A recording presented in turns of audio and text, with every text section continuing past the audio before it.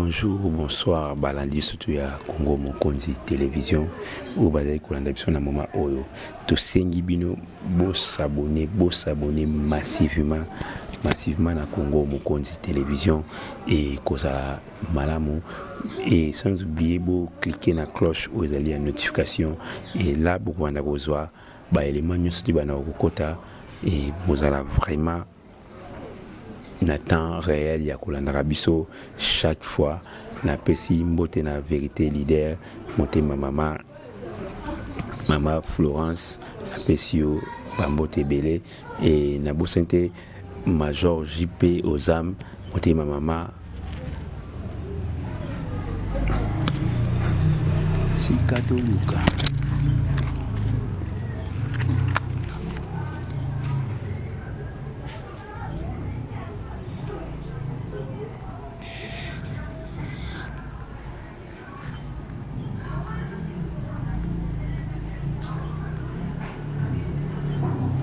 na pesi mbote na ngai na Major JP Ozam na mama Clarisse Nzao sans oublier vérité leader ya mama Florence na pesi ba mbote belé ba oyo surtout bali kolanda biso na mama oyo na pesi Jonathan Mukanya mbote Joël Pito Génial Welo na pesi ba mbote belé na bato bali kolanda biso to ali ko sala analyse na biso par rapport ya dossier où ezali ya Dr David. Vraiment ça fait vraiment trop mal kolanda procès aux ali public. Bon, procès à ma bête mal les alliés à comment on a ma au surtout s'est passé pour et comme à niveau où est commis les lots et de konabiso les docteurs David azala souffrant parce que azo souffrir na kata mutema et tout ça est parce que devant lui c'est la prison là vraiment j'assume ngani mnanzuzite na kata kalima mutema ndenge na mona makambo c'est la prison parce que ekoki kokende ndenge kendaki te oyebi kosala ndenge esalamaki te tuyonga mpe tokóma na niveau oyo te soki esalamaki na ndenge moko ya professionnalisme enge ezalama eloko ezangaki Dr David c'est la professionnalisme na dossier oyo ezalaki na maboko na ye soki minganga oyo balekaki liboso na ye mpo ye ya ozala moto ya suka mpo akoya na mbeba oyo basalaki mamu oyo asalaki peut-être elingi ezala bango lokola baoyo wana bakokaki te balongwe na ngambo oyo balobaka yango moni s'est passé bongo e yo koyela ber parce que balobi na yo ya yo kaka na kobeta lelo moto alobaki ayokaka na kobeta awangani moto andaki kotinda bobeta ye awangani or moi na ndenge natali naotala histoire yango je dis nzambe nde moto alekisi famille wana na épreuve wana mpo lelo babénéficie na baopportunité belé chez la première dame et bazwa mwana ya bébé mpe na mama batia bango na bacondition moko oyo ezali ya malamu et puis bénéficier na babiloko ebele donc c'est Dieu. Papa David ngana oloba na yo kaka nzambe nde mutu alingaki est passé par yo pour libota wana bazwa oyo bazwi lelo non ça c'est fait tout le monde a David azalaki vandi pa bandeko na ye ntongo bandeko ne bakei bateki ye e kaka ye nde batekaki akendaki akoti na boloko e ye nde akomaki mokonzi mpe asauve libota na ye donc ça veut dire libota wana eleki na nzela na yo donc nayokaki oza paster bondelaka nzambe oyo esalami parce que biso toyeba vérité te vérité za yo moko vérité za bango moko et ndenge ozoleka liboso ya bajuge peut-être misu bazobuka lokuta biso mpe bazoloba vérité toza vraiment makasi na sujet wana na makambo wana toza vraiment na idée te par rapport à maloba yango parce que par rapport à makambo oyo c'est pas ça qui parce que tozalaki te tozoyokaka bino koloba donc yali kosala mpasi nakomona ndenge makambo ezali kokendele ndenge nazali kolanda procès nazomona papa David azali na tort bolimbisa ngai eza selo ngai nde nazali komona nazali nzozi te oyo nazali kokata makambo ali na tort parce que ntango yo oyambi maladi to bayeli yo maladi ata soki omema ye ndenge omemi ndenge baparent na ye balobaki ayokaka na kobeta donc okokaki te ko précipiter mbama kosala oyo bango balobi et en filmant aussi donc nakosenga bato bali kosambisa banzuzi bameka mpe poursuivre la fille oyo afilmaki namonaki témoin alekaki alobi ayebi mwana mwasi wana kombo atangaka mpe kaka na CNPP ozali pembeni ya hôpital azali stagiaire nayebi te na baklasse yango bali kotanga bayebisa bango ntango bozali na maladie il faut filmer maladie parce que c'est interdit de filmer moto azosouffrir c'est interdit même biso toza baminganga te me toyebi eza bongo koti place bato bazali maladie ozali kozwa caméra ozwi téléphone ozali kofilmer eza infraction makasi donc la fille là il doit se présenter devant l'état il faut samba et bakanga ya sala boloko asala peine na ye alimbisa ngai aza na famille na ngai te nazoloba na kanda te na haine te parce que nayebi ete mais ça doit se passer comme ça soki oza na tort il faut boloko ezali centre ya rééducation esika motu nyonso tozwaka mayele akoti yango azwi mayele prochainement so nabimi na kosala lisusu te apparemment biso tozali vraiment koyeba makambo tozali kosala te tomeka mpe kolanda video ya procès et tozozonga passant pour obtenir des résultats escomptés.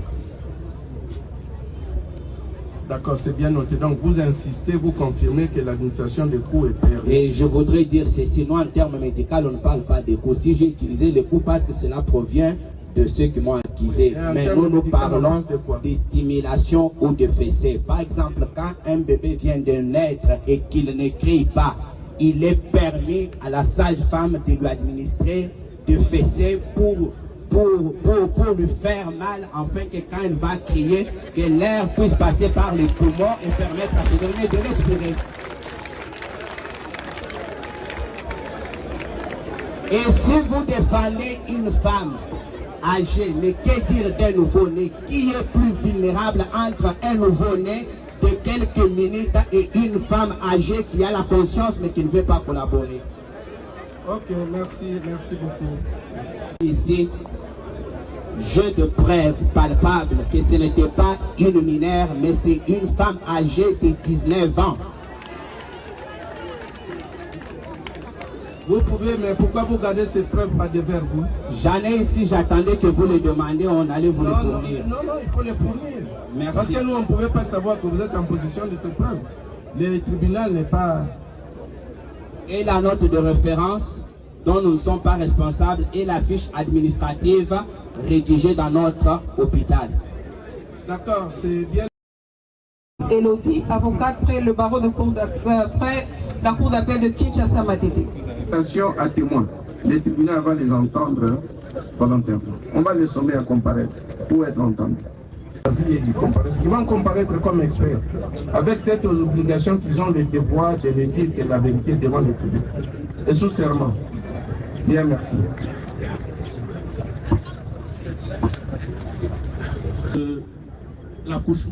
Voilà, de comment si besoin mon an et avec bon parmi aussi ma patiente. Merci de la parole. Nous avons en face de nous deux médecins, le médecin directeur et le médecin chef de staff de l'hôpital général de référence de Kinkole. Et nous sommes tous sans... Lord David pleura. Mesdames et messieurs, Mbote, beaucoup mon docteur Azali Bonko Bimsama ya Misu. Et donc Binta au reportage docteur a su. Silence s'il vous plaît, silence. 2009. Abotami la 2009, hein? C'est quoi? Y'a bien moto? Ok. Makambo yango elekaki ndenge nini? Parce que balobi de kasi mutu makasi aboya iko collaborer. Yo olobi que mwana oyo aza ntungolo. Hein? Ntungolo. Ayoka kaka na kobeta. Yo olobi nini? En tout cas, biloko wana na moni eza likuta. Ngai le naza boye, mwana wana abotami mama na ya kufaki. Kufaki atikaki ye mwana moke. Mwana ya 5 ans. Aya 5 mois. Oye mama na bango akufa. Lelo mama na bango akufi, ngande na mzi charge wana nyonso ya kobokola mwana wana. Tovandi na mwana wana. Yebisa biso makambo elekali na hôpital. Est-ce que oza ko reconnaître que olobaki que mwana wana aza mwa mutu makasi ayoka na kobeta ou bien ezala ndenge nini? Lokuta. Ezali lokuta. Bozalaki liboso bobandaki wapi? Tobandaki liboso epa ba maser. Kuna babi. Esika azali kozwa kilo na ye kuna. Okay. Tosimiza batindi biso na CNPP. Yokana no. Epa ya ba maser kuna maternité ezala. Maternité ezala. Kilo na ye nyonso abandaki kuna. D'accord. Pona nini ba maser batindi bino na CNPP alors que baza maternité? Ba maser batindi bino CNPP pona balobaki bieke nani nini oyo mutu asalaka na salle top. Oui. Oyo apesaka anesthésie azalaki te. Yango wana biso te lokola biso awa mutu wana aza te tosima osala nini bapesi biso nini transfert. Bapesi biso transfert bokende wapi bokende na CNPP. Tokomi mpe na CNPP toye na présente mpe mikanda oyo bamaseri bapesaki ngai napesi bango bakotisi mwana nde bakotisi mwana tovandi oyo bokesalisa bokozwa fisi osimizala tokei tozwi fisi toye kozongi nde tozongi azwi fisi na bango bakotisi abengi nani bayebisi bopesa baga tozwi baga topesi nde napesi baga mpo nazalaki ka nga moko na ye mwana nazali na motu mosusu bakoti na ga esili tovandi te. Et voilà, retour na plateau.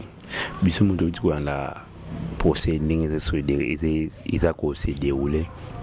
Ezali pasi et ba poussi procès amiko ezali koya parce que il faut bazo ba élément ya malamu pour un sujet oyo.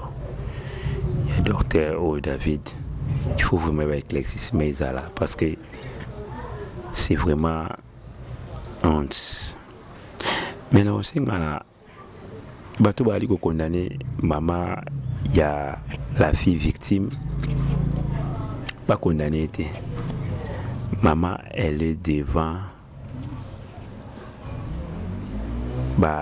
avocat devant battu surtout. Et tant que vous avez devant avocat, vous avez dit ma bateau bomaki, avocat et psoka kosa. Parce que sur le biga que on a dit que papa est Sili pour ces 4 années Sili et le docteur a eu raison c'est tout. mais le col docteur azana ba preuve ce qu'azana ba preuve là c'est bien mais le col ba preuve il y a azana ngote maman on le baka bongo parce que il y a mis balai il faut dédommager la famille par rapport à la Fiat qui ni bazo filmer il faut pas dédommager donc maman azana torté la Fiat que ça la témoignage pour la docteur peut-être cause elle était envoyée et à 6 mois mouké il y a la vérité il y a le babo il y a le parce que à ta peine le babo ce qui balande lié et que il a pas mafia a osé arrêter bako kangaye témoin pe bakangaye c'est pas parce que bango des témoins bakangaye et vraiment na osengala l'état kwa zima mona maboko yende mtakata mamuna yende asisa na mada dossier oyo pour prochainement ba merci ba likoya pas kende la mamde zaliko kendete parce que c'est la honte c'est vraiment la honte je peux ça passer et prochainement mamba boye zalate et za malade. Voilà na pasi na mawa na dossier oyo nde to komi na suka analyse na biso par rapport à dossier oyo ozali kosala pasi vraiment na mboka na biso et ba parents boy baka isikani ya komema bana bino bazo ba traitement na liko ça na liko boya hôpital la CNPPT parce que ils ont battu bazo traitement kuna mais il faut boyer baka nani bozo pesa salam sala ya salam sala ngondengeni vraiment n'a pas signé surtout tout ce qui a parce que c'est un procès là ça fait trop mal tout le monde les connaît l'école là ça fait trop mal azamu tioka biso kokota sika moko fandi omuna libanda toyo ka victoire toyo ka gambela toyo ka te ofana na bana ça fait trop mal et azo kanisa bana ye akotika bana ye akotika mwasi na ye na tamulai parce que na quantité mais il y a 2 mois 2 ans 3 ans attends 2 ans sans ta famille au fond d'ici comme on au hôtel à calendrier 2 ans comme koni et Zambazana moi d'ailleurs docteur David après ça makasi et si réellement la famille ou azali victime bazali tort Zambi ka nimta ko juger bango bien biso za mo ki jugera vraiment te men Zambi nimta yeba ande na ko et bango monde ba ozala juger et nous sommes à la fin de notre émission notre analyse et bambote na biso na couple major aux âmes couple major JP aux âmes na maman Clarisse Nzao sans oublier vérité leader ya maman Florence na pesi bino bambote maître Vénice Charles Afab Congo to pesi pe bambote esiko zali et Nzambe vraiment na bino izali émission on a beaucoup de tristesse mawa pe calme surtout tout na miko ezali koya